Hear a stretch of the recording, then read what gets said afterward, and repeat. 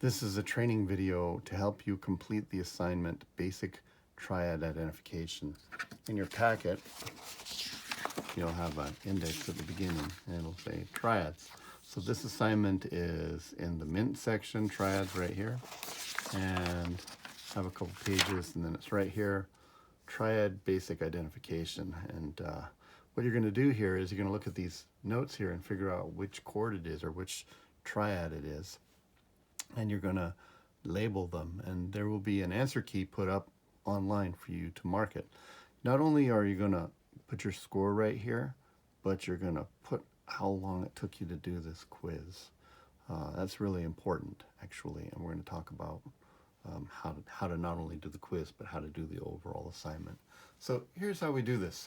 And this is presuming you've seen the other video about triads and you understand that every triad or basic chord has 3 notes. So a C chord is keg, C-E-G, and an A chord is ace, A-C-E, and a G chord is G-B-D, and so on. So I'm going to look at these notes here, G-B-E. And what you should do here is, if the chord doesn't immediately represent itself and say, oh, it's this kind of chord, is start plugging in possibilities. Is it a G chord? G chords are spelled G-B-D, G-B-E. Close, but not yet. That's not quite right. Is it a B chord? B chords are B-D-F. That is not even close at all, only has the B. Is it an E chord? E chords are spelled E-G-B. Now, this will go faster for you, of course, if you've taken your flashcards and you've cut them out and you've practiced them a bit.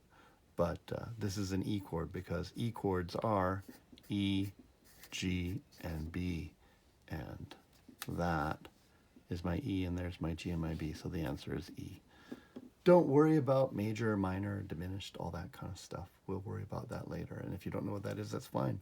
We'll learn that later. But you go through and do the whole assignment that way. So here, is this an A chord? A chords have A-C-E. It's spelled in that order. So this is an A chord. And this chord right here, is this an F chord? F-A-C, close but not quite. Is it an A chord? A-C-E, nope. Is it a D chord? D-F-A, da-fa, yes it is. And so it's a D chord, okay? And that's what you do. So go ahead and erase those answers if you've been doing it along with me. And you'll set a timer and you just do them all. And when you get done, you write it down. Now here's the next thing you have to do.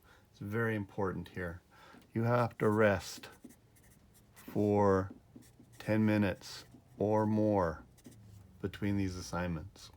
Again, it's no good for you. Well, it's good, but it's just not very good for you to go through this whole page and slog it out.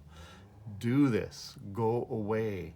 Come back and do it again. And what you'll do is you'll accumulate better learning that way, and you can chart how you're doing. By the way, if you're a spray painter, you know this already, right? You don't just take one can of paint and go like